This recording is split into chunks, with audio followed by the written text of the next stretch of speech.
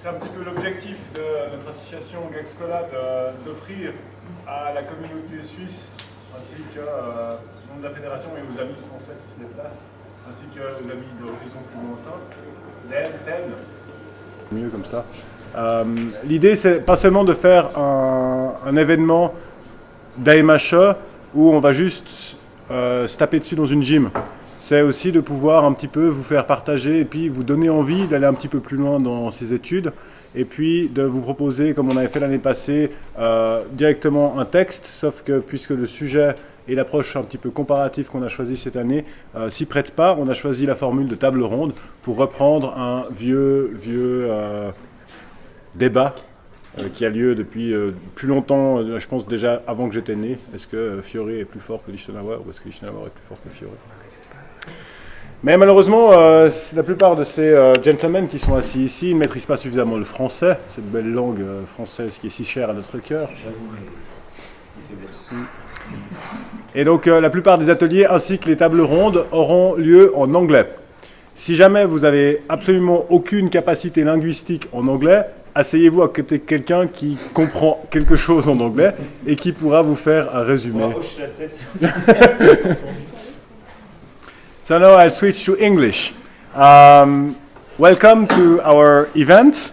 As an habit, we would like to offer more than just workshops in the gym, but more about sharing research. We have the pleasure to have here well-known specialists, and I'm very happy. Yeah, I'm very happy to have them gathered here. And the idea is, last year we tried to give participants of the event the occasion to look directly on the text, but this year we chose a comparative approach and a large historical period towards it, so it's not possible now to give you a printout of what is Liechtenauer tradition with the text in it. So we chose to offer you roundtables and insight about this long debate probably started before that I was given birth, about comparison between Fiore tradition, so-called Fiore tradition or so-called Liechtenauer tradition. So we'll do 2 roundtables as introduction to the workshops for tomorrow and for Sunday.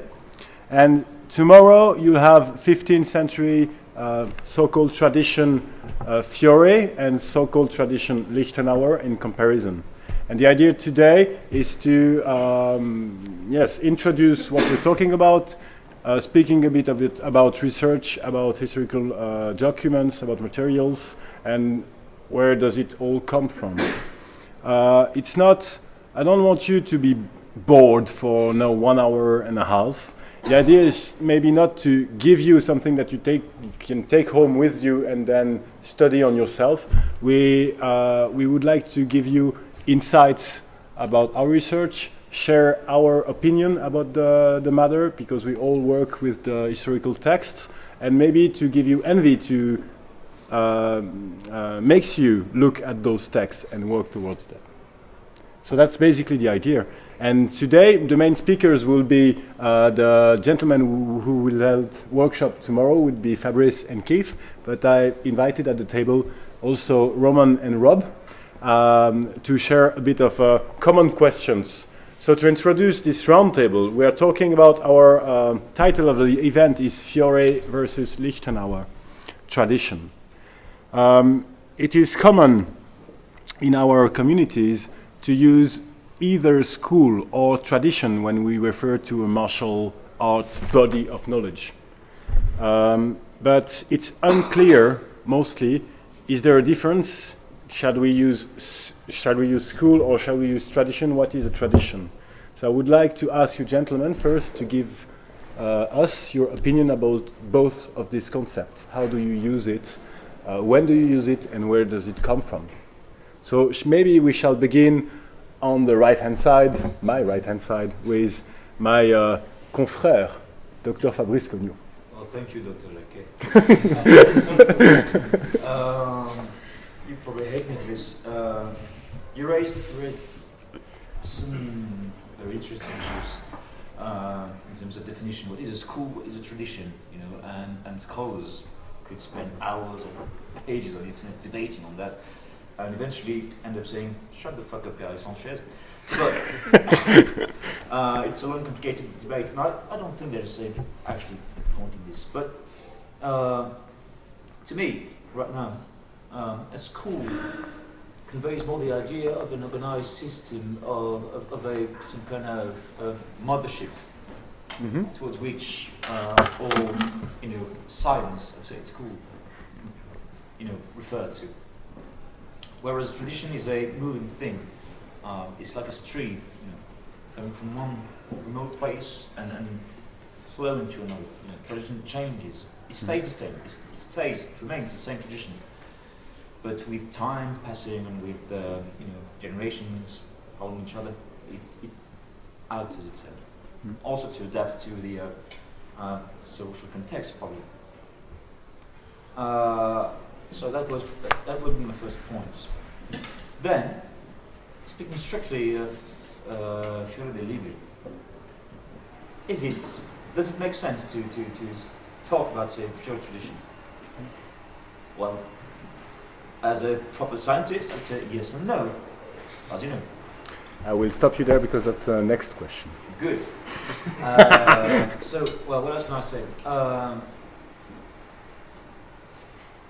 It is as plain as it's complex, actually. School, tradition, school. Fiore certainly had a school. Did he start a tradition? Well, we'll save that for the next question. Thank you, Fabrice. And Rob, could you give us your opinion about those concepts? Well, for me, I'm quite lucky.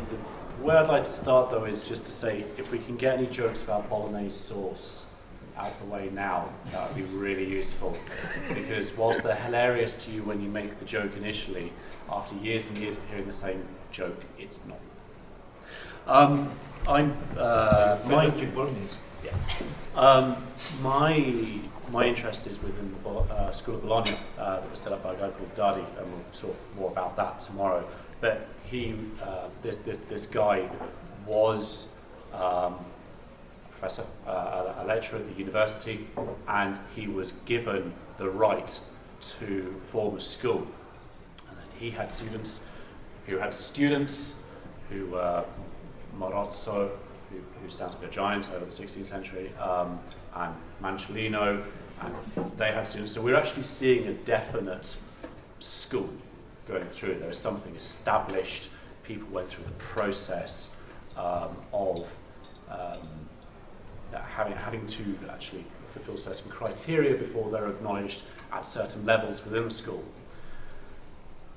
The issue we have, though, I think, in a lot of HEMA, in Western martial arts, is we are kind of in service to various 19th century historians who the Victorians liked to put things into categories, like to pigeonhole things, and that I think is our issue, because if we look at people who are not part of the Bolognese school, a guy called de Grassi, who is later in the 16th century, they're doing a lot of the similar things, but we want to pigeonhole them, we want to give them a context. And I think that's where it becomes dangerous. And whilst we might see in these sources, my sources that I'm interested in, a school, it becomes dangerous when we start talking about a tradition, because we're desperately trying to pigeonhole it. When in fact what we might be dealing with is the use of certain tools, certain weapons that have limited mechanical options. And so you're going to use a hammer of a particular type in the same way, and I think certain types of swords are going to be used in the same way. So we have to be very careful when we're talking about traditions, at least in what I would call my period, because we may actually be seeing a mechanical generality rather than necessarily a tradition. Thank you. Can I have your opinion, Keith? As a native speaker of English, I think that a school tends to be a slightly more formal word, maybe a slightly more formal kind of institution, or just something maybe a little bit more structured, maybe a little bit more physical. A tradition tends to be a little bit more touchy-feely, a little bit more fuzzy, and perhaps within a tradition you might have several schools of thought. You might also have several physical schools, but then just to complicate matters, you might have one school teaching several traditions. I'm not a scholar of language, and so I can't really go into detail on what precisely the words mean. Sorry? Mm-hmm. No. I can't really go into detail about the meanings of the words because I've not studied language properly. Just as a native speaker, well, quite often we tend to maybe mix the words when we're just talking, and we'll maybe use whatever word pops into our head first rather than choosing maybe the correct word. But generally speaking, a tradition is something which is a little bit more fuzzy and difficult to define, and a school is perhaps a little bit more institutionalized, maybe a little bit more formal, maybe a little bit more physical. At least that's how I understand these words with relation to historical fencing. Thank you. Hey. Well, all these gentlemen have just spoken. There's not a lot of new things that I can add to that. Maybe just say that tradition, yes, it generally corresponds more organically with the societies that are involved together in the same space at the same time. We see that by the evolution of traditions. We see that sometimes even when there's no necessities, either for keeping up with traditions, for example, we have cases when we keep up with a tradition for the tradition's sake, because it makes us feel better about ourselves, or we use traditions because we need them, right? I don't know about you Swiss people, because you're a very peaceful nation, you don't do a lot of fighting, right? So why keeping up military traditions, right? Sorry, that's right. Over-repeated. No irony, please. But yes, I would agree that while tradition is something that is a flow, we all know what it is, what it does, what is the topic of the tradition, so to speak, what are the elements, especially within the martial arts. However, we can't really define that without resorting to categories, without resorting to pigeonholes, as Rob finally put. And this is where we can sort of make mistakes.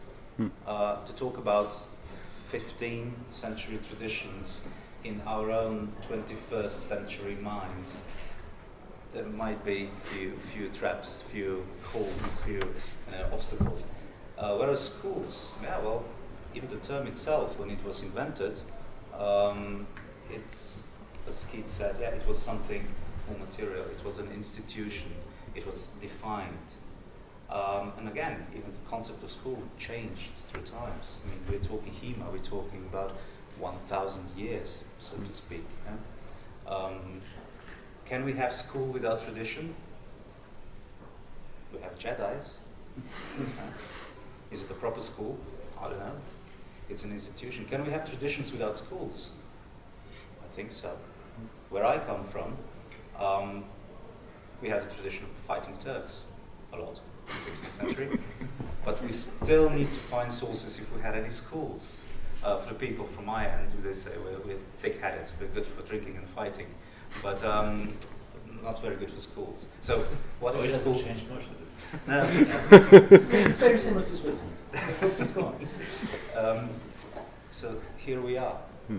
Are we using the terms properly?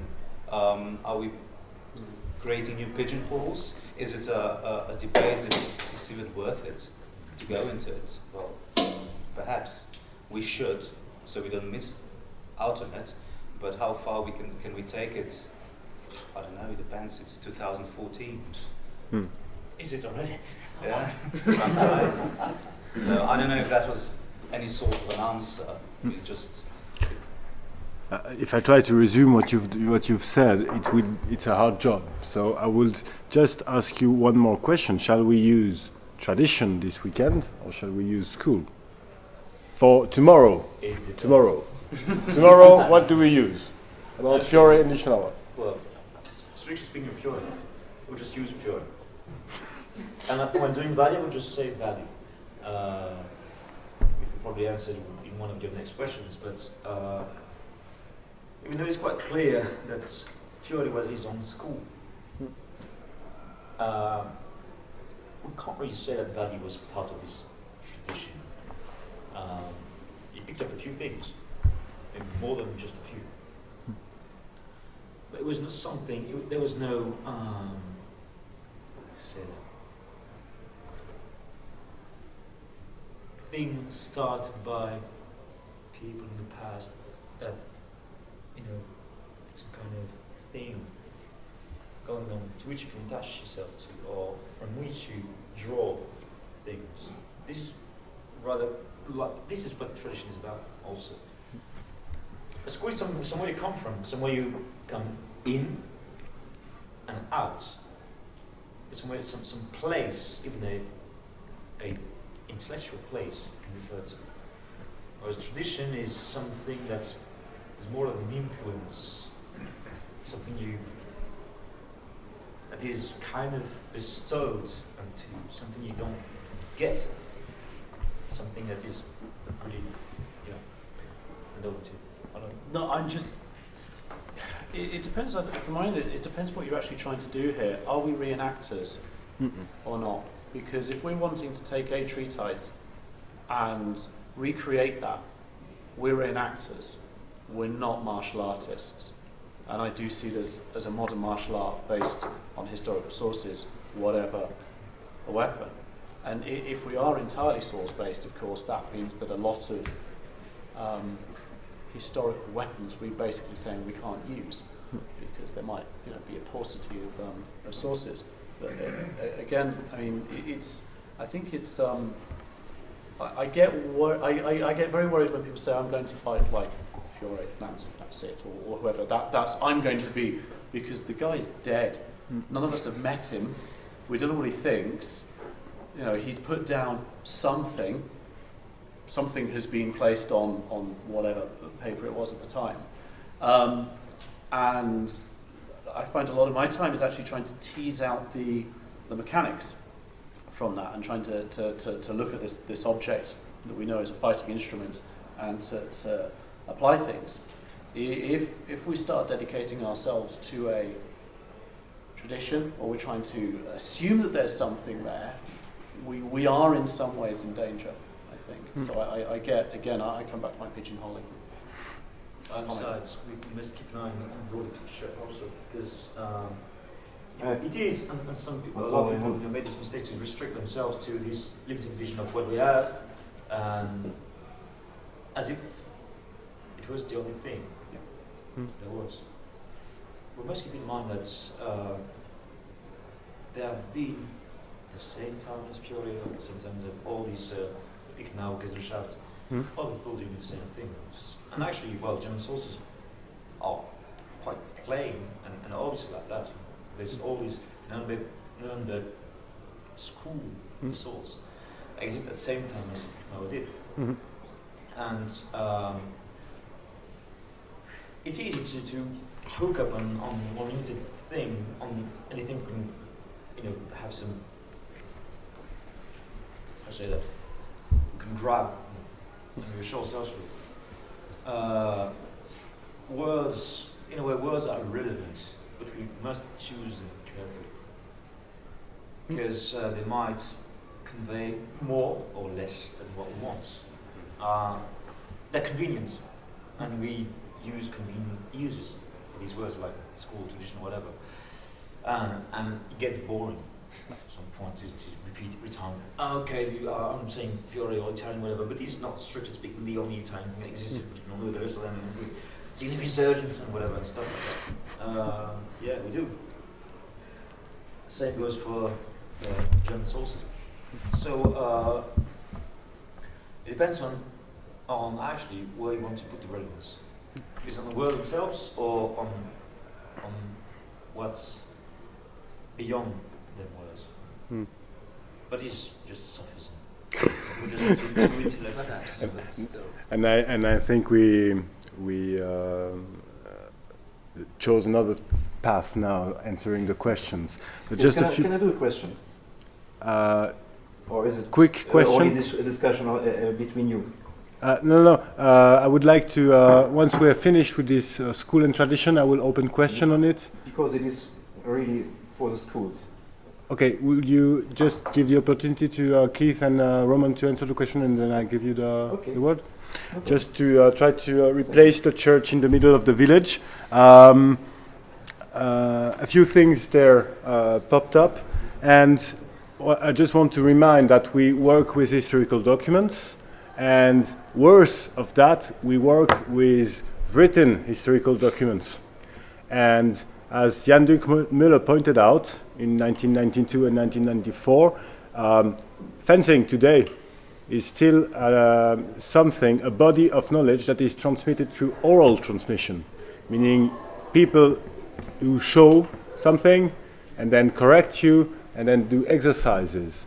And the written tracks, still today, are exception in this transmission of knowledge, meaning that even if we are strongly, yes, we have a lot of treatises, yes, we can do that, Fiore says that, and Fiore says this, and Liechtenauer says this, this may be not even representative at what was actually false. Just that. And the other thing I wanted to add is that tradition has also a technical meaning for scholars in medieval or historical documents. It is used in philology, and the tradition is the study of a given text throughout the ages. You study the copy and the evolutions. Is it copied, rewritten, and so on? And then you can do critical editions, synoptic editions.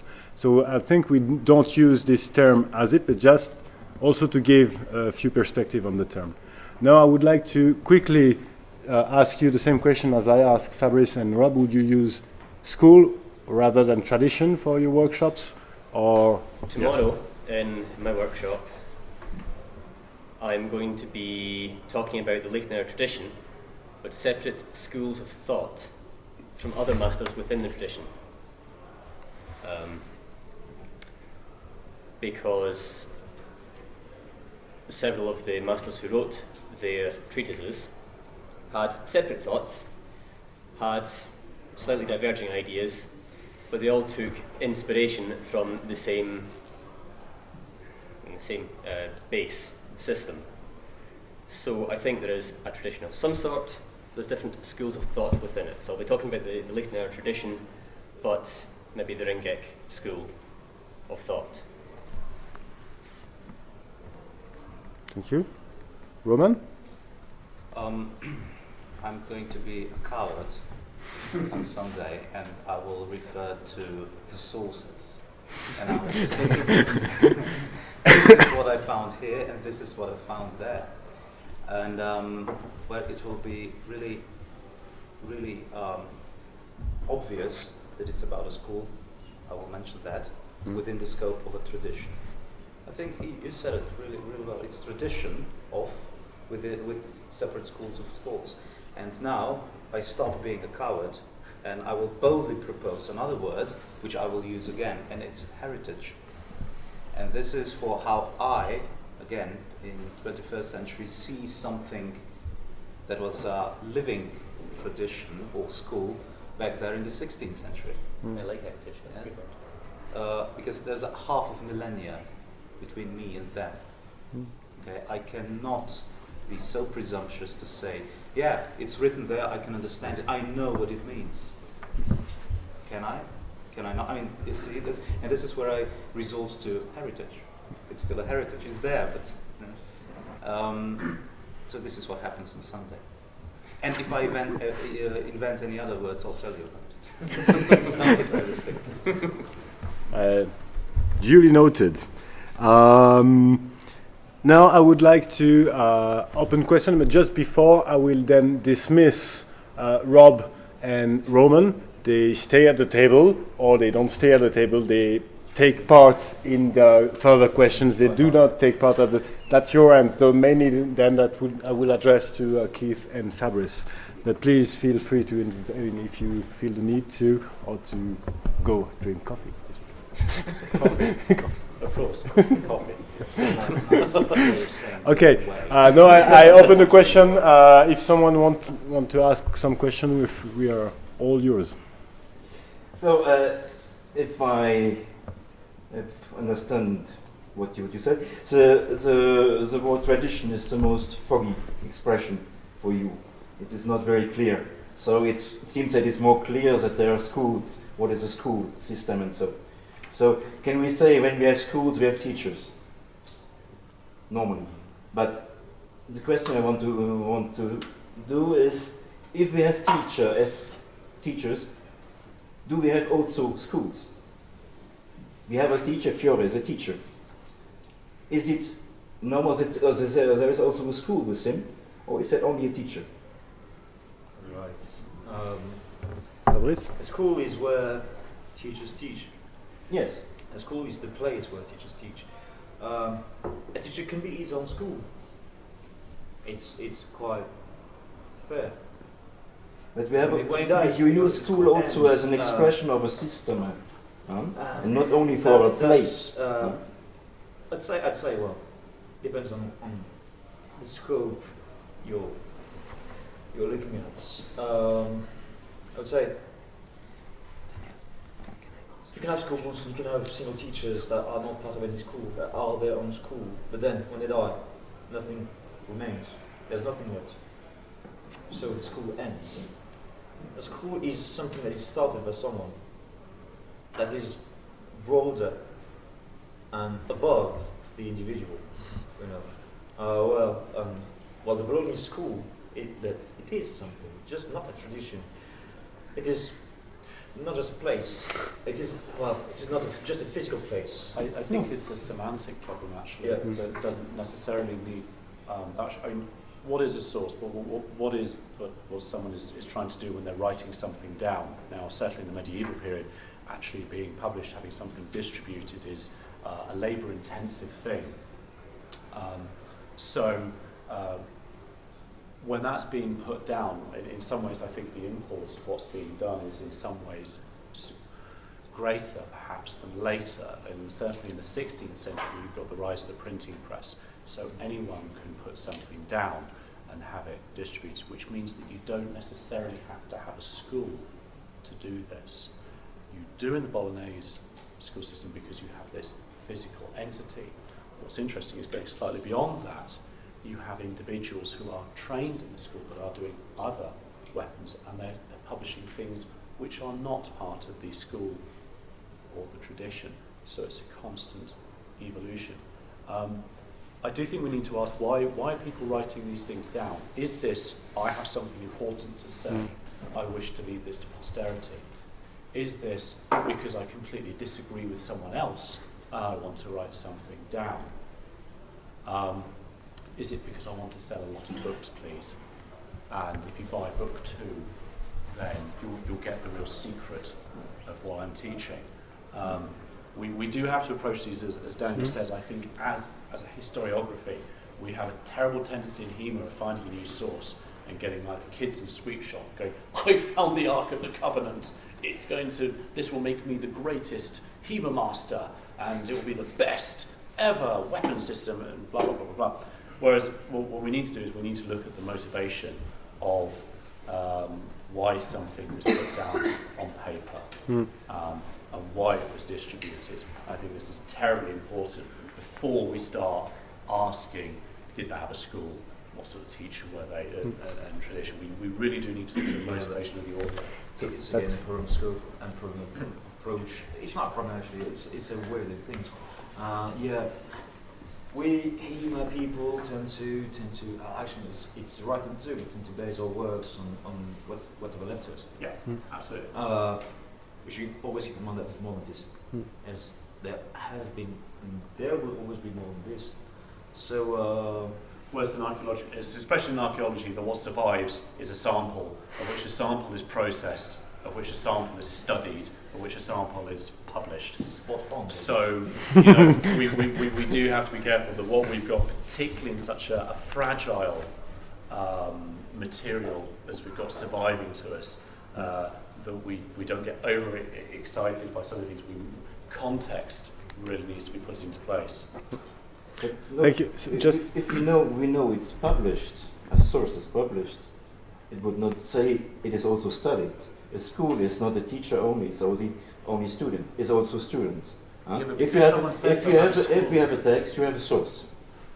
You know a name of a teacher, but you don't know if there is a system behind, or you can recreate the system of this teacher.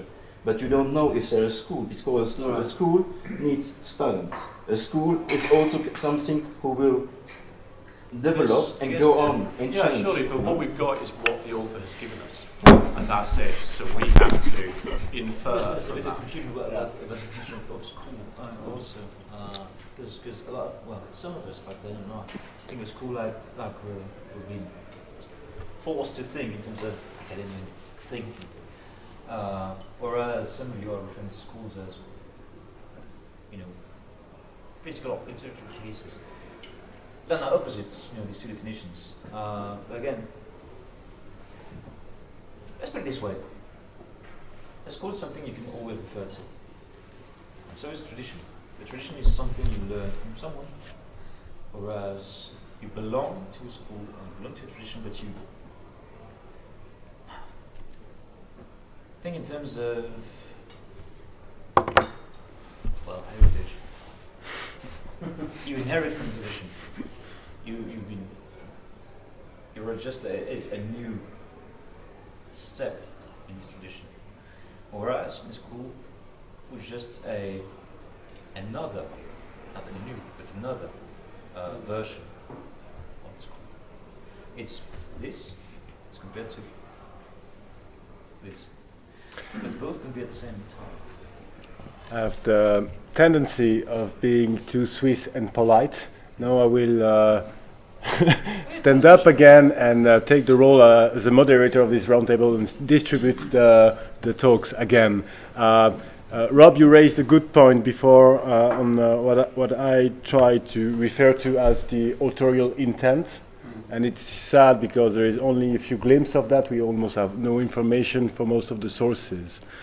Being said, just to refer to your question before I give the talk to Roman, is that, as Keith put it, school can be also a school of thoughts. So it goes beyond on only the relation between teacher and students. So now, Roman, please. Just that. This is a really good insight. And I would say that perhaps we can make a comparison between school and tradition if we also talk about knowledge and education. Okay? To pass on the knowledge, do we need a system of education, or can it be passed by a tradition, by basically, if I refer poetically to it, by living it, by doing it the old way, see? And the teacher, can a teacher just Actually, school is a way of thinking, while tradition is a way of doing. I think. write this down as well? So we can read in Filippo Vadi, who was mentioned before. He also writes down in his text when he talks about the art of fighting, it's noble and chivalrous and so on. And he also says, respect your teacher. Really puts a lot of emphasis on the teacher, on the person who is going to give you certain knowledge, who's going to teach you how to fight in a certain way. But a good teacher will have a good system of educating you. A slightly less good teacher will have less developed a system. So maybe, I don't know if this is too broad of an answer to say that. If there is a school, is there also a teacher, or can it be also a tradition of a sequence of teachers within one school or not? We cannot really point our finger to it. We can point it into individual sources, individual little stones in the mosaic. We are aware of tradition, and this the tradition is something that we refer to it as a fuzzy, as a cloud. We know it's there. When we see the colors, we see what it do, we can feel the rain, but where are the borders? How do we put it in a pigeonhole? We talk about it because we're going to give workshops tomorrow and day after tomorrow, and we're talking from this perception. It's not a tradition, it's something that you can't really hold. No, it's really tangible, it's really something materialistic. Just to clarify that. Yeah, that's it. Keith, would you add something? One of the things you asked was, if there is a school, then is there a teacher? If there is a teacher, then is there a school? To that second bit of the question, I say, if there is a teacher, there does not need to be a school. For example, I learned to play the flute. I learned to play the flute when I was at school, but my flute teacher was someone who came in to teach people how to play the flute. But it wasn't like she had her own school of flute. She just came in, she came to the school and taught the flute.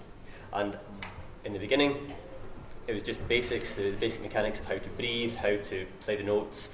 Later on, once I became a bit less rubbish, the teaching was maybe based a bit more around style. So we'd be playing in a classical style, or a baroque style, or a jazz style, or whatever. So there was no school in this. Yes, this was happening at a school, but there was no school of flute happening, but there were styles of flute happening. So that's another word to add to the mix. I was just going to say that actually.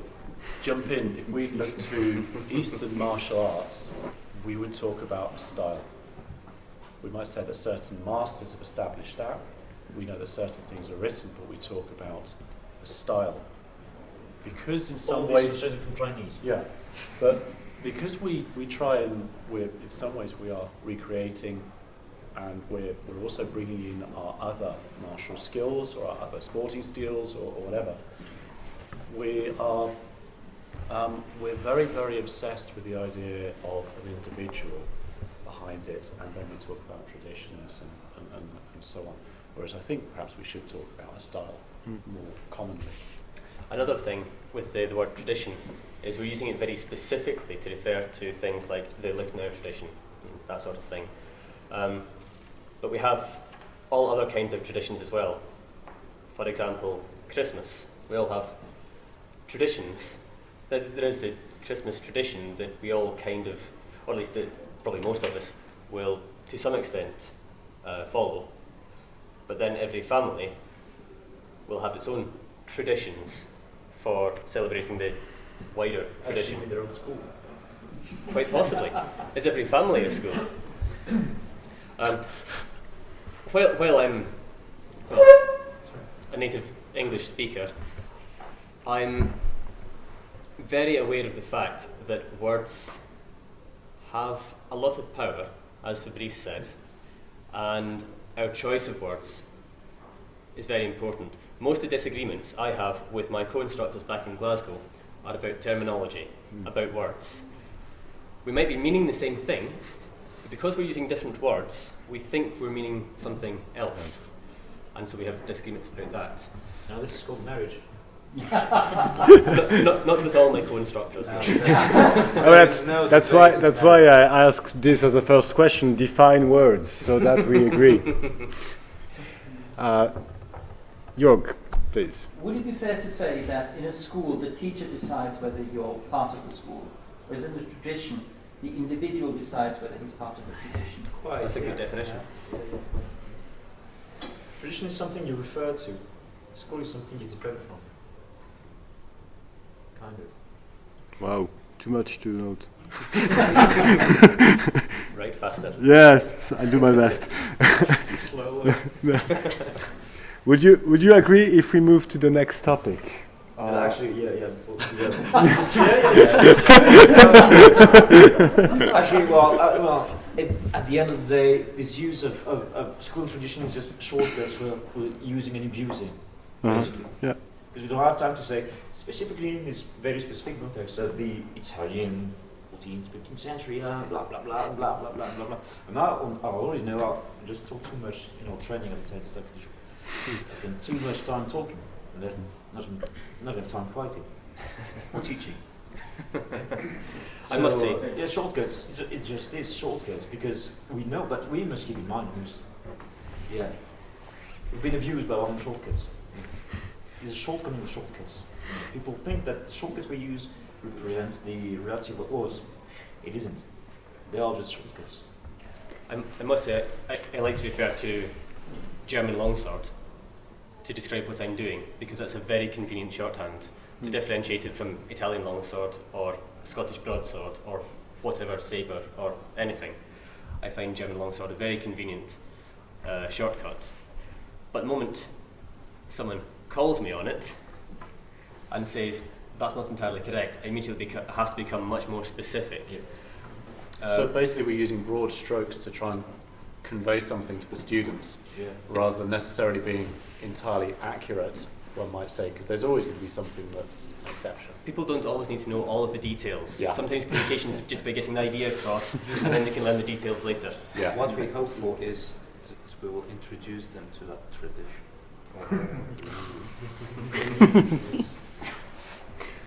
Well, thank you, gentlemen. I shall close this topic on school and tradition, and we'll see how you use words during the event, and I will try to notice them. I will observe you. Now I intend to ask some questions about Fiore and Liechtenauer, and I intend to do it in 3 steps or levels. The first question will be about the man. What do we know about the man? The second would be presenting the source material. What do we have? What are the material we are from?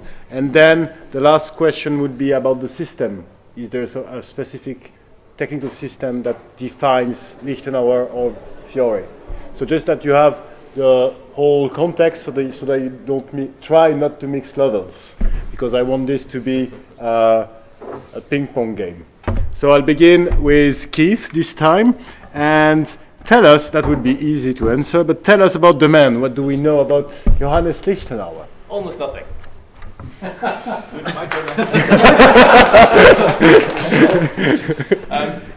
If we read the Codex HS 3227A, and as a convenient shortcut, I'm going to call it the Codex Dobringer, even though Dobringer probably didn't write it. That's my shortcut. If we read that particular source, then we're told that Liechtenauer was a good master, that he travelled through many lands and trained under many other masters, and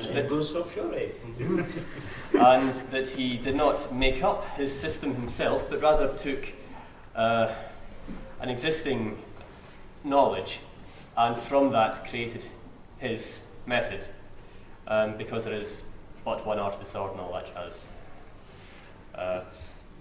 If we can believe that source, then he was someone who travelled a lot, studied a lot, and put together his method because he thought that made sense.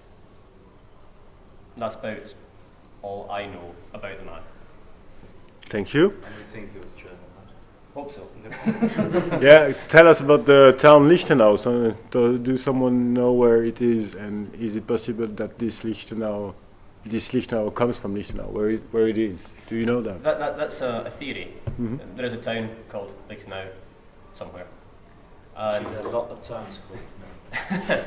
and it is possible that the man received his surname Liechtenauer because of some kind of tie with that town. Or there could be another reason. He lost a bet or something. It's a theory that's been put forward, but we simply don't have enough information about the man to answer anything conclusively. We've just got lots of ideas, lots of nice conspiracy theories, Some people even think the man was just a myth, a concept, something created by his so-called followers. Let's say we follow the tradition or school of one dude who just, invent a name for him, and he would just be 7 feet tall and Having fireball from his out ass. of his arse, yeah. Which would be quite nice in terms of school tradition again. I have yet to learn that move from the Liechtenauer school. Come to my workshop tomorrow then. I can't will be doing mine. Oh, then you won't learn it. There would be no fireballs, but lots of arses. Anyway, That will be broadcasted on YouTube. That's perfect. I'll do the deep shade, to be honest. Yeah, some people do think that this is just a way to gather, to federate people around some kind of stem, whatever you call it. I would ask the future listeners to this to refer to the Matthias Johannes Power paper and in the book to come next year. So you have to wait until August. He has the theory to show or to prove, according to his words, that Liechtenauer might be constructed as an authority, but made up. And why does he tell this? It's because every criteria of constructing him as an authority, you can find that like the depiction you have in the so-called Fandensik system. It is typical medieval iconography that you can establish this as an emperor, and so on. So read the paper, and then that's one. That's quite funny because it depends on again the evidence you use towards proving your theory. Because once again, using the same methods and the same arguments, you can prove or disprove anything. And doesn't prove anything. Aristotle's never existed, or Socrates, or any form of medieval authoritas. Mm-hmm. So but it's an interesting intellectual exercise. Now you was about to ask me about Fiore. Well, Fiore existed. Real. Mm-hmm. Yeah. True. How do you know that? Because it said so. Just like in the Bible, what exists is written in the Bible. Yeah. Well, anyway, most of the things we know about Fiore was what he wrote down in his introduction, and so we when I say we, I include also scholars and academics from the late 19th, early 20th century. But we have evidence that the dude existed. I mean, go to Mariaccio, his birthplace. There's one street. Actually, it's the road. It goes through Mariaccio because you don't want to stay in Mariaccio. And that's exactly what he did. He didn't stay. He traveled the world to learn dancing from various masters and great students and great masters and so on and so on and so on. We know he was at some place, sometimes in Dino in 1383, or in other places. He's documented by other historical documents, tools of the historian. To speak in words, RTT, my dear Dan. So the man might not just be an invention of himself, as given to himself. But on the other hand, well, he was just a fencing master. And we know that this category of people, these shadowy people, they're hard to find evidence of in the same historical sources. All these wanderers, all these musicians, players, keepers of a knowledge that was related to body mechanics rather than a trade or a craft, and who had to travel a lot. Most of the time we only know them because they've done something wrong. But if all things were alright, they left no trace. There's no evidence. And that's basically it. And we are now faced with the same contradiction, as always, the same of the historian or the archaeologist, is that lack of evidence, lack of proof is no proof of absence. I'm not saying, we must imagine, a world team with adventure masters fighting themselves from mountain tops or in forests or whatever. They did exist, and Fiore was one of them. That's one thing we must keep in mind. May I ask you a further question? Yeah. Um, No, you can't. So next question. It is said that there is a weird relation between fencing masters and the courtly world. Some of them dedicate their studies or their works towards a prince, and some of them reclaim to be there as a fencing master, but we have no documented evidence. Either because no scholars have been looking towards this and it is still there, or it's because they were not at his service. And there is a debate if Fiore is at the service of the duke or the count he dedicated his work, or to another duke or count. Would you? All right. Let's compare this with music. Mm-hmm. Using this historian's approach to our things, do you really think that only those who stayed at the court of the powers that be in his time did know how to play music?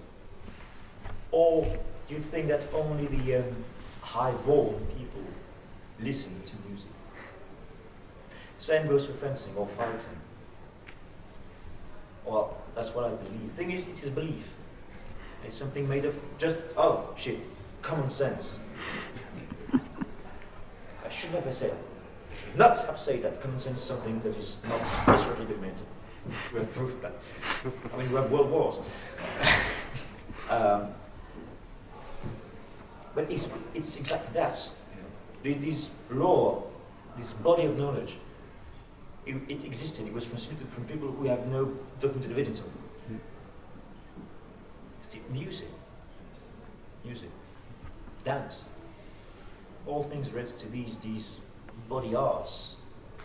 And when I say arts, I don't speak of modern or contemporary conceptual art, but the embodied knowledge of things. It existed. It was. Period. It's probably tied to the providers of the resources. Now that's one thing that's you needed the money. You needed the nobles, the princes, the knights were your exactly. We are fortunate enough to have target audience. We are fortunate They enough to have paid for you to come up with a book. Exactly. They paid for you to come up with the weapons. I mean, people did fight even outside the courts as well, but they probably didn't fight in such very well crafted suits of armor. Maybe. It might well be that these fencing treatises were have just as one side effect of a broader culture, broader fighting culture, even limited that existed. We are fortunate that they were fortunate enough to pay for these books to be made. At some point, these fancy books like Pascal or Deluz or Fiore. But Do they have dedications? yeah, most of them. Right, and are they to a noble Yeah. or a prince? Only as that's it. Yes, but. Yes, but that is why now I stand up and there is no typology made that will come all the scholars agreed on. So I believe Pierre Alexandre as well. but we have to remind that if we're talking from specific authors, they may have a link with the courtly world, and they may have provided commissioned books towards some lords, and this is a special type of sources. There are other types of sources, and actually almost we have about 90 manuscripts for the 15th century and to let's say to the 1550s, almost 90.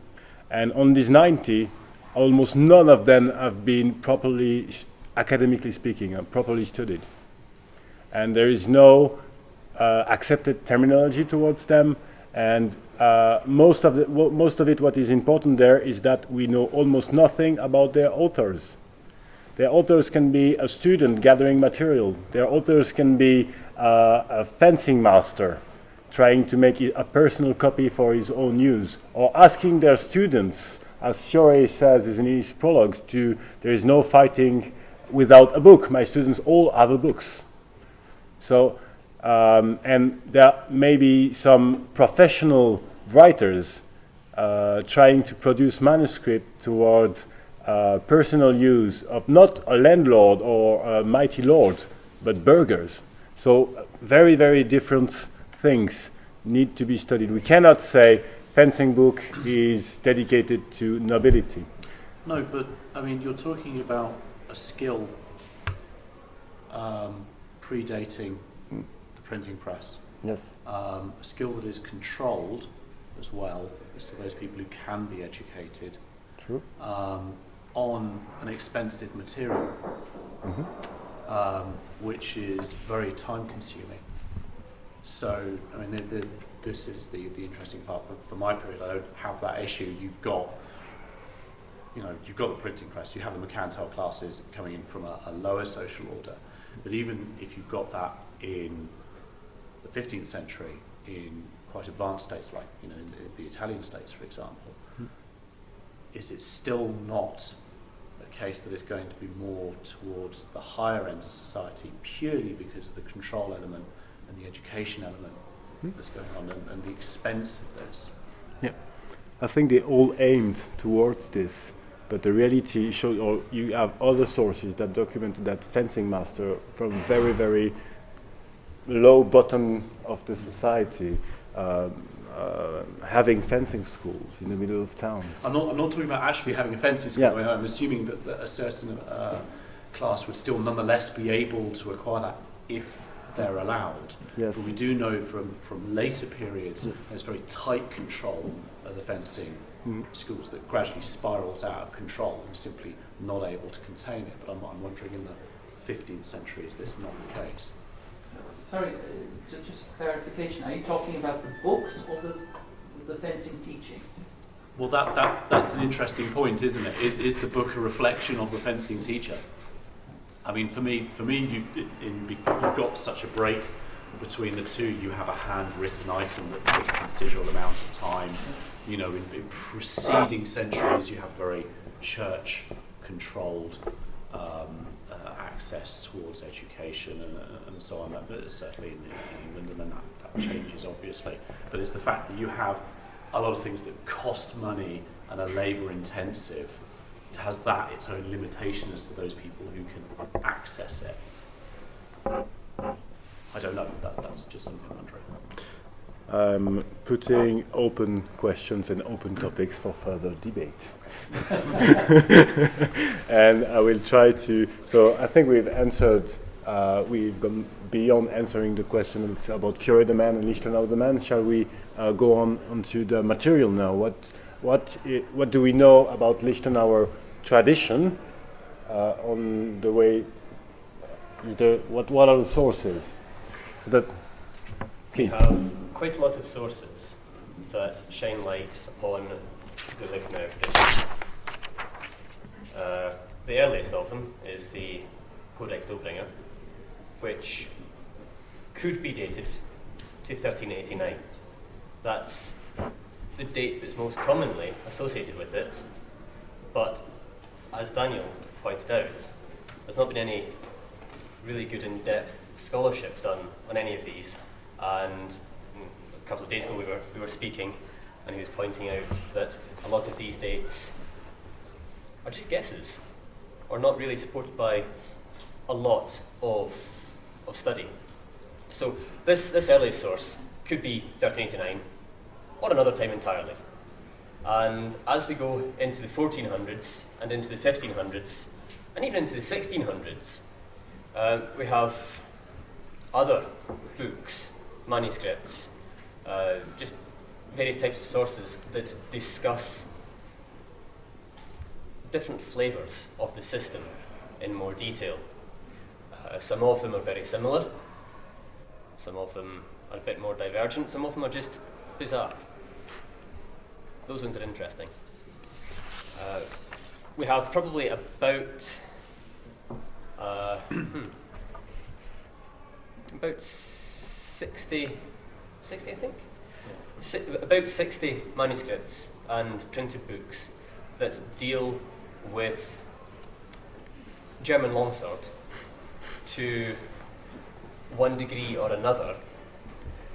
How closely that links with Liechtenauer's tradition of German longsword is another question, and there's several different schools of thoughts in the different sources.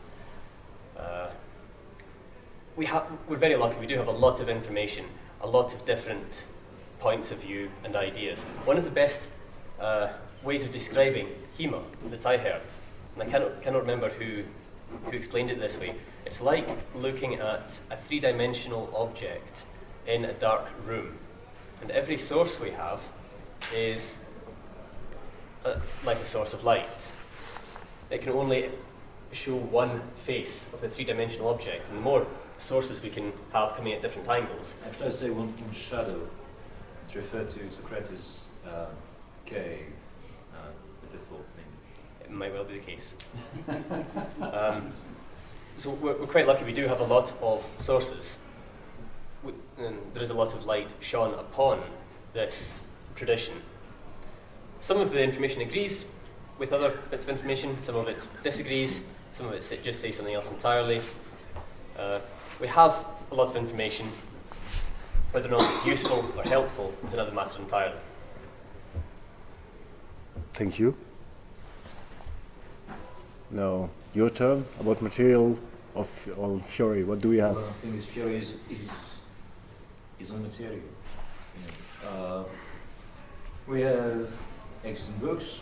We know that there have been books that are now lost, and there are also books that have been found that we didn't know of, thanks to Ken Monshine.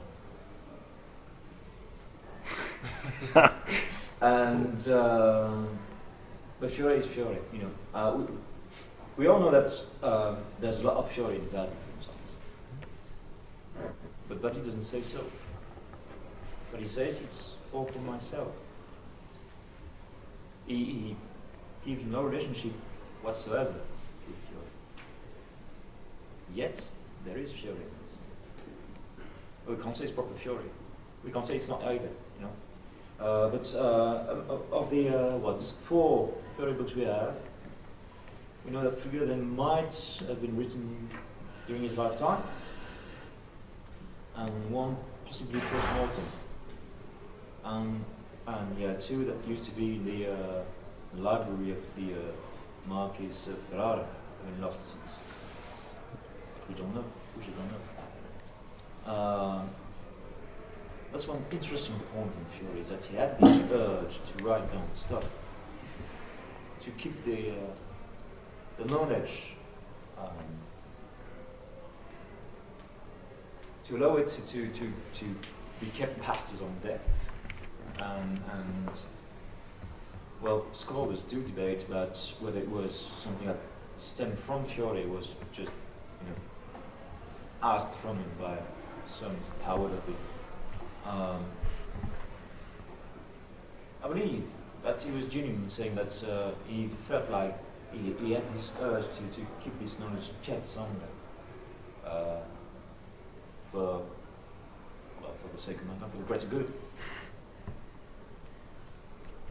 That's quite different from Liechtenauer.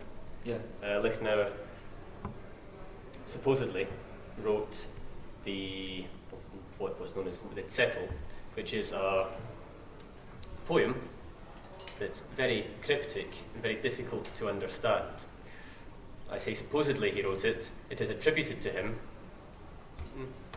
A lot of people do attribute it to him, but the question has been raised, was Liechtenauer actually real? If he wasn't real, he couldn't have written it. There's also a researcher called James Valhausen, who has been working on some of the other sources that are not really connected with the Liechtenauer tradition, that appear to be a bit more unique, except that they contain a lot of the same fragments of verse. So it might be that some of these bits of verse were just common verse, common ways of passing down information, or maybe Liechtenauer did indeed write them. In any case, he wrote a poem with 3 parts, one for unarmoured fencing with the longsword on foot, one for armoured fencing on foot, and also one for mounted combat. And that's all we have, supposedly, from him. It was then other masters later on within his tradition who took his very cryptic poem and expanded upon it, explained it, wrote glosses, or even just added their own material to it to help understand and describe what the teaching actually was. Yeah, and Fiore did not benefit from some freedom. Fiore was not closed, basically at all. You know, he was his own placator of sorts, you know, but he had no spine like Liechtenauer could have been to his gladiators. Fiore was just the onlooker unto himself, and he commented himself actually, because we know that from one early version to the later version, there have been things that have been corrected or slightly, shown in a different way. But there's no reference to an extra anterior superior being in Fiore. What we know, he learned from other masters. He says himself that, well, all he explains, he just not made it up. He learned from others. But what is his own thing is the way he puts it. And that's the same with Liechtenauer. Yeah.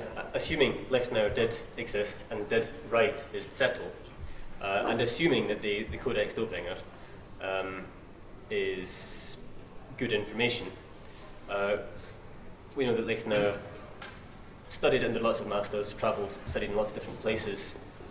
There were lots of different ways of doing fencing, and there were other Lechmeister or playmasters who did fencing really, really badly. And Liechtenauer's system was his system because he took all the sensible and useful elements of fencing and put it into one coherent system. So it's very similar there. If the man existed, if Liechtenauer existed, then he was exposed to lots of other knowledge, condensed it down into his own system, he made his own system out of it, and then for Liechtenauer his system was passed on and modified by other people. So just a continuing process. Liechtenauer is the progenitor of the Liechtenauer tradition, but he may have been step 3 or 4 or 5 in an earlier tradition of which we do not have the name. Well, there's no Fiore tradition, basically. Mm-hmm.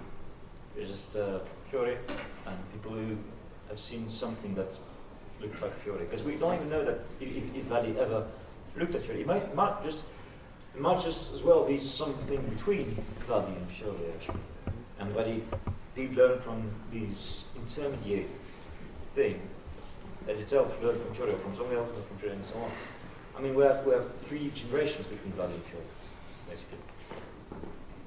Same words, same stanzas are very similar. Actually, well, the very same words sometimes. But who knows? The thing is, Vadi does not refer himself as being one of Fiore's students, whereas the Crusaders do make reference to, even at the time of Joachim Meyer. Well, there was the Society of Liechtenauer, and it being able to quote Liechtenauer in terms of his verse, being able to assign your name to the Liechtenauer tradition appeared to be a positive thing for the later masters within that tradition. Even Troffa did. So, a few academic drops here and there. Rainer Welle wrote his master thesis in 1992 and published 1993, and he was the first to argue that you cannot study a martial tradition with the philological tools of text, mostly because there is images as well as text, and sometimes you can find that the text can be turned into images. And he showed this as a proof of concept with the treatise of the wrestler Hot, dédicace pour David. And this treatise is identified. It has a philological tradition. We can say this is ascribed. This treatise, this body of knowledge, is ascribed to Hot. Taillefer, in his book, transcribed it into images, so set of techniques that follow the same orders or that does the same movements. So that's the theory of Rainer Welle, is that you cannot point with our tools as scholars of texts or documents of pinpointing this is a stable tradition. Same goes for Pierre-Alexandre Chaise. Pierre-Alexandre Chaise says the German tradition is stable for 200 centuries. Wrong. Sorry, Pierre-Al. This is wrong. Why? It's because there is no one who has done a proper critical edition of the copies or all the witnesses of this Zedel or epitome. And we can see, and I can tell, that they changes a lot. They are mixing orders, they are rewriting verse, they are adding new verses, like in the Liechtenauer manuscripts. See the article of Jan Dirk Müller, 1994, about this one. Yeah, but according to Pierre Alexandre again, this whole Liechtenauer tradition just wants some kind of, it's an intellectual made-up thing, without any relationship towards a real life practice. Yep.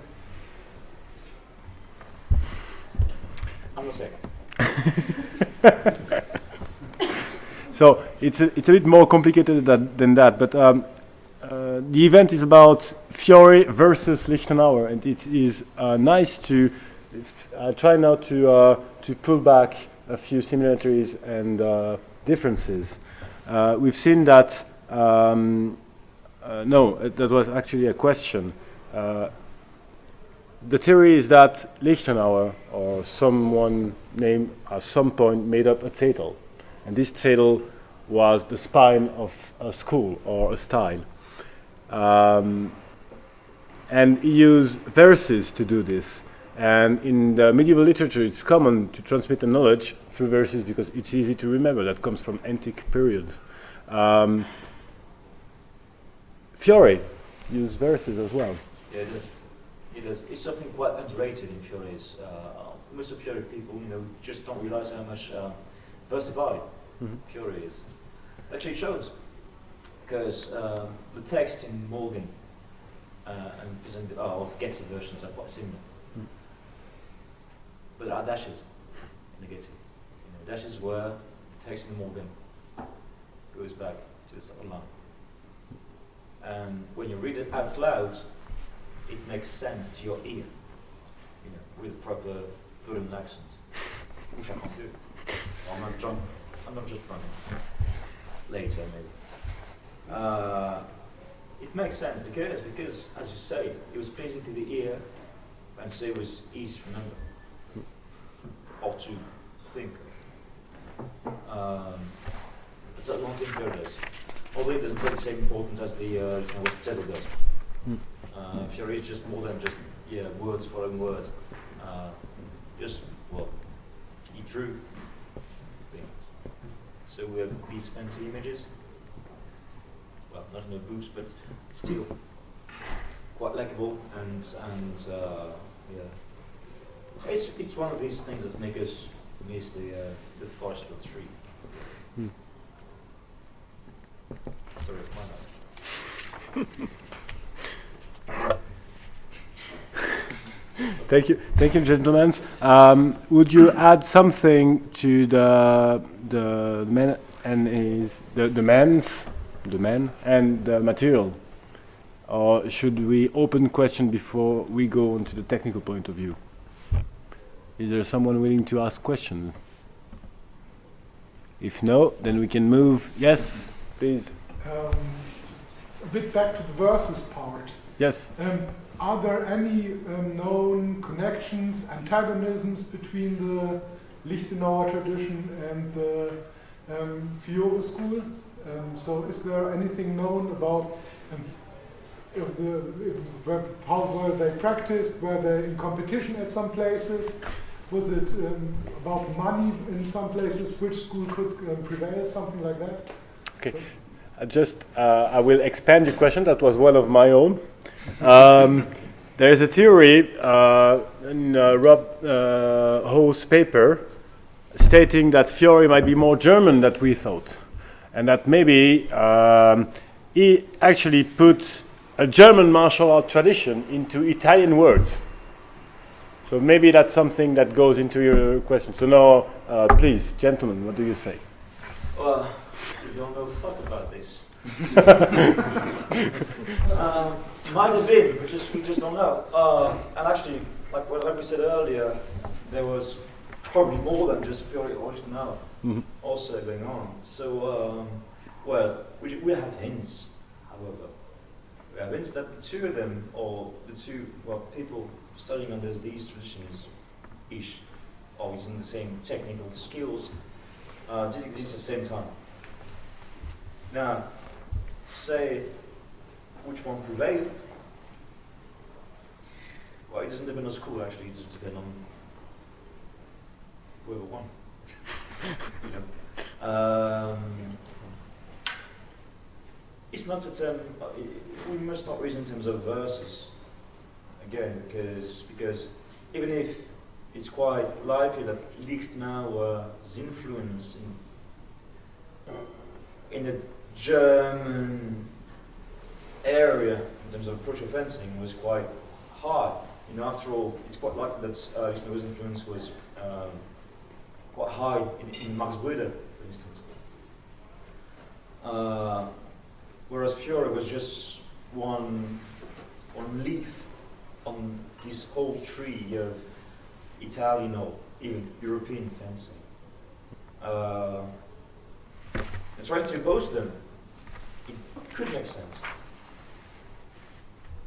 But we know so little that you'd be more cautious to say it doesn't make so much sense. It doesn't make much sense. It might have happened. It certainly has. We just don't know. We just don't know. And you know, one thing that grinds my gears, you know, people say, okay, Italian, you know, can work against German every time you do this or that, or yeah, German, the Italians, you know, they don't like the bind, so you fuck them over, you know, in whining and stuff. Well, bullshit. All this. That's the next question. Yeah, I know we're moving toward technical terms, but you know, these systems, if they are, or these traditions, or these schools, were not designed to work against each other. They were designed to work, period. To be effective, you know, to teach you how not to die. And by dying, I mean not just physically, also socially. Yes.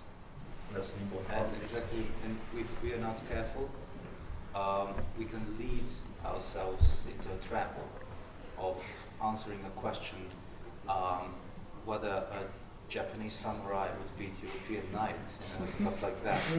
I very, very agree with what you said, that it was designed to work. Okay, it was, there was a purpose of fighting. It was to get something done, or actually someone done for good. And I can see there's this historical context, yeah? The Germanic sphere and Italian sphere, especially northern Italy. I mean, it's just one big flood of warfare, just spilling from one border to the other, actually with same people traveling north and south. What did they use? Were they sort of loyal to their teacher, master, mentor, instructor, or did they use whatever they could get hold of in order to survive, in order to get things done? I mean, I'm sure there were societies who took pride in sticking to certain school, certain tradition. But again, it's a matter of context. I mean, we still we must not let ourselves forget about the context. It's really important. Would you add something? I think that's been summed up quite nicely on the whole. I don't think that one style was designed to beat the other style. Liechtenauer's style was, I think, designed to beat common fencers or less skilled fencers by use of maybe more complex, more efficient ways of doing things. But I don't think they were. I don't think Liechtenauer's system and Fiore's system were designed with the other in mind. Well, Yeah, I've just got a question on for the traditions, because certainly with Moroso and actually especially with Mancellino, they talk about various styles. They have layering in their styles about what is appropriate sword play for what, and they have a courtly style. Now, for a start, they're looking for parity in the style, so you would be facing an individual who is doing the same sort of thing.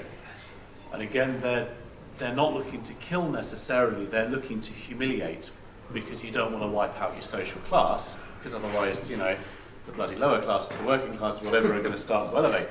Again, something we'll touch on tomorrow is it's very important that if a guy walks into the court and they've got a scar down here, that everyone knows that that scar was given by X. So you've got parity of styles, and you've got the courtly etiquette.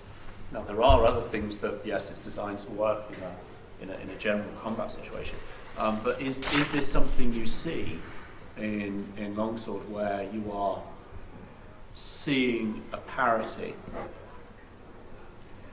To some extent, yes, and in other situations, no. For example, the Bloßfechten, the unarmoured longsword, appears to be most useful in a judicial dueling context, where one person is set against another person. It could work in any unarmoured longsword confrontation, but given the patrons and the students of some of the masters, for example, Ringek and Paulus Kahl and Talhofer were teaching princes, dukes, nobles, these kinds of people were not necessarily going to just find themselves in a random fight. It was maybe more likely to be an affair of honour, so there would be some element of parity in there. You've still got jousting, haven't you? You've still got the tourneys. Yes. You're not looking to wipe out your class through that. And I mean, something that Mancellino says is to be able to take a blow and give a blow shows more honour. So, you know, there's an element of being able to survive and give back. And again, you're showing your skill by being able to deliver a blow, but not something that is going to put the other guy out of action permanently. Well, in the Codex Dobringer, in the additional section, it talks about when you're attacked by 4 or 6, presumably opponents. Except it says that the very best of fencing, according to the aforesaid master, Liechtenauer, is when you work in the iron gate and you kind of move the sword up and down from side to side so that no one can come close to you, and then one by one you kill them all. And apparently, according to Liechtenauer, according to this book, that's the very best of fencing. But that's not parity. That's Well, what I'm talking about. It's quite the parity. opposite.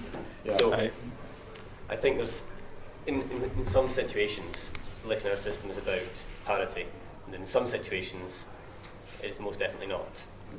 I just add a few things. I will give you a kiss, or rather I'll get you a beer, because you raised the 2 questions I would like to address this tonight. So one was about the authorial intent, and the other one is the, in French I say contexte d'application, context of application would work in English. So that's something it is really needed, but needs a hell of a lot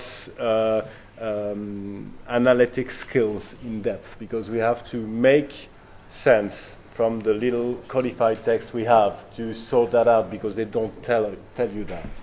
And I think we are moving towards other paths. Maybe we can take that in mind and bring it tomorrow, because I think that your text is more, you have more material. Applicable to that. Yeah. So that's difficult to say for 15th century manuals. You have hints, but I think we can go into details now. We are almost at time. I still would like to give you opportunity, gentlemen, to use this time as an introduction for your workshop about the technical specificalities or specificities of what a Liechtenauer system or a Fiore system is. Would you have a few words on that, and then we shall maybe close this for tonight? Well, according to Liechtenauer, the entirety of fencing can be covered with just 5 words.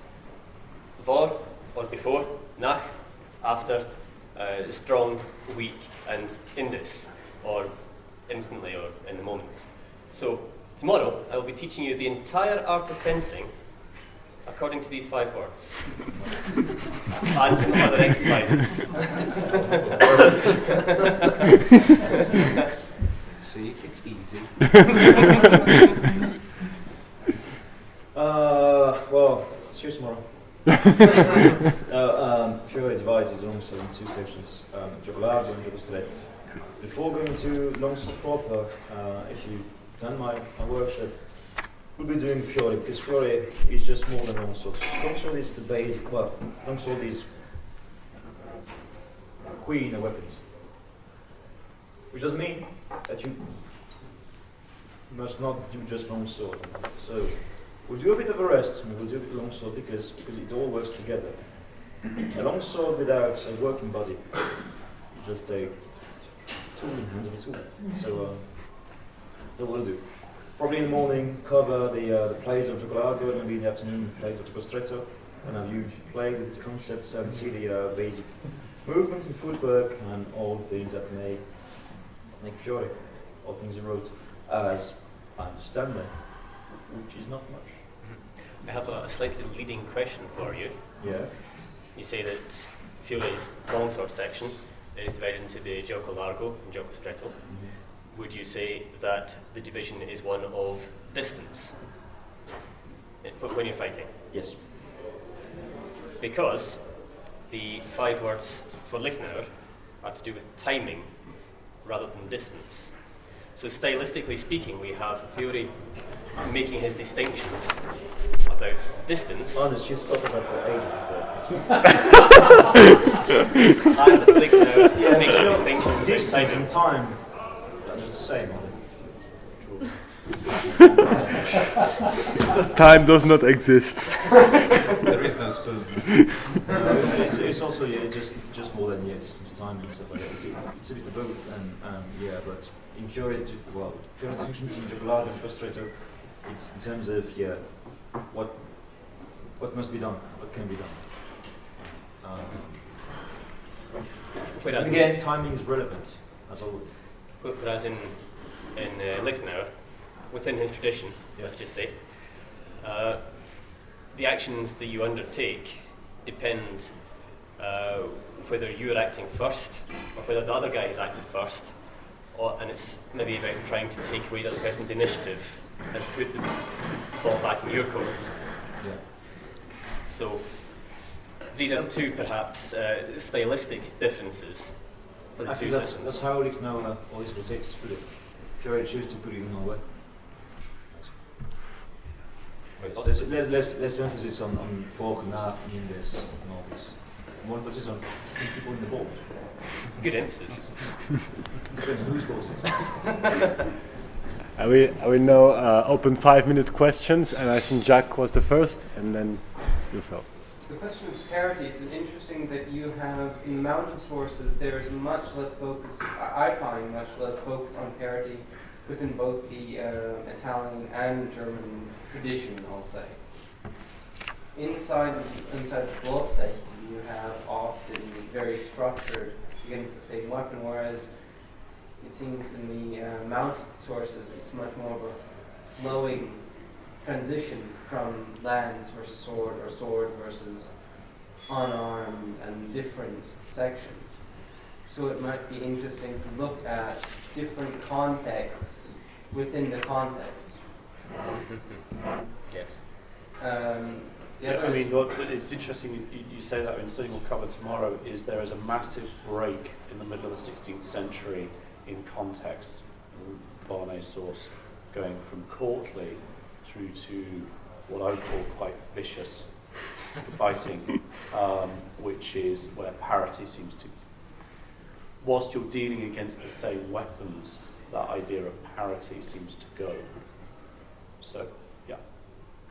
Also interesting when you talk about courtly sources, you have the set duels, the knightly feats in the 15th century with set numbers of blows, and we know that Fiore did teach certain students to fight in these, so those would also be interesting, looking in the difference in context within these sorts of duels to the German style of duels, which were more, which had an entirely different social structure and entirely different social aim. Then again, it all goes down to the other sides of this story and the other social approaches to this, because this idea of parity and fighting with the same social circles is one thing. But then again, look at who were these fighting masters.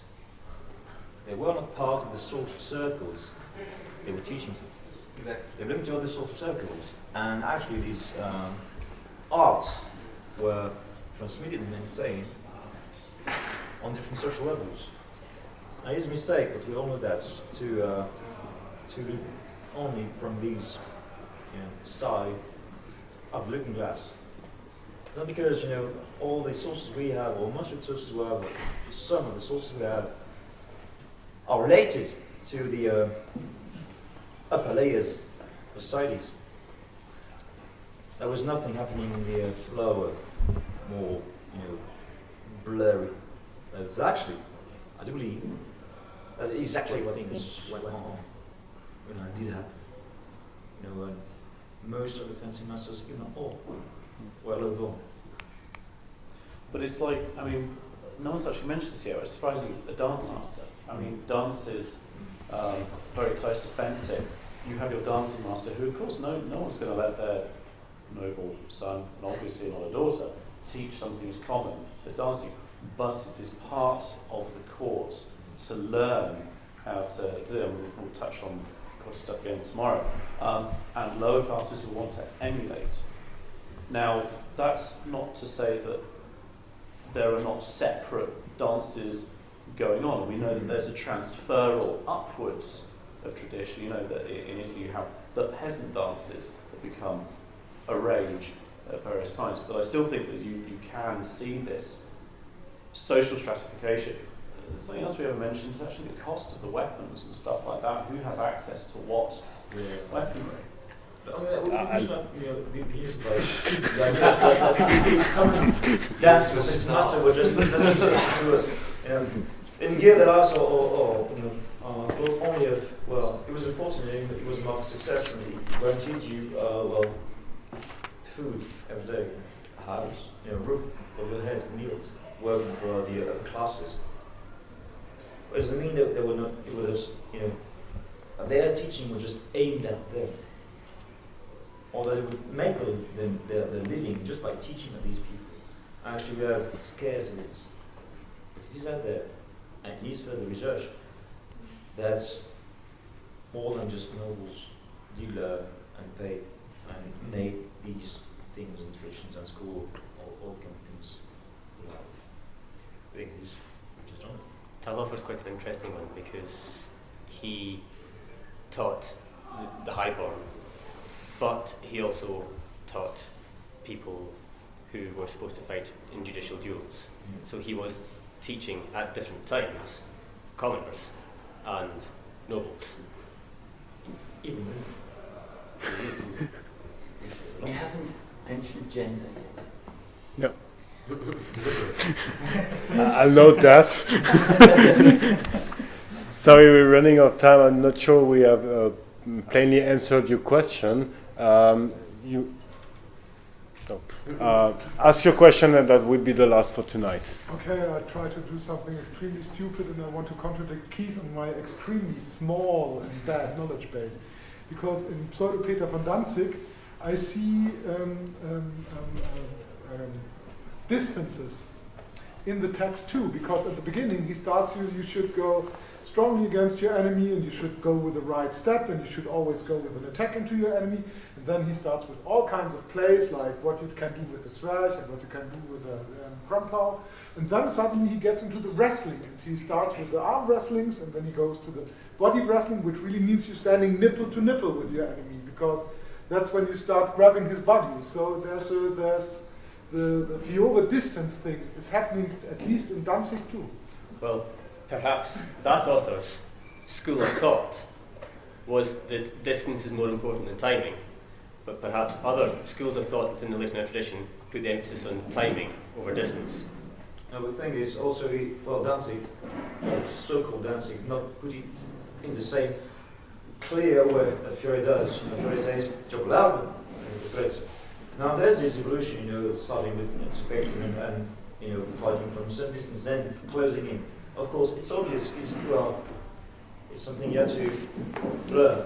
That's the point. Otherwise you'll fail.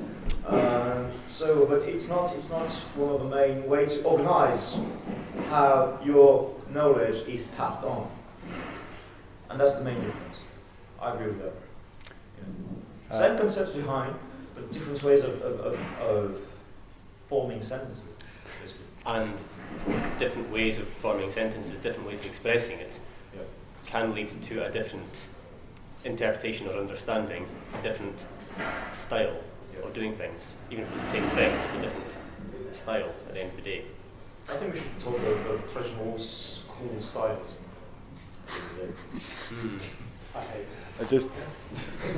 Just adding something to your questions. I stand and I mentioned Pierre Sanchez before. Now I will go something in his direction, because he said that Liechtenauer is also based on ancient Greek philosophers. You can spot some stuff in it. He's actually not the first to have spotted that. Someone has spotted that before him. But anyway, that goes into his direction. And on Aristotelian philosophy, movement is defined by distance and time. So you also have distance and as said by Keith. But that's also something that should be investigated. Is speaking of context, these guys had some kind of education, not education as we think today, but education as was thought before. And this includes that we have to investigate try to identify what those people knew, what the knowledge did they have access to, and when they wrote, they use codes from another way of using traditions of putting things to writing and so on. But then another spot tonight. That's bad.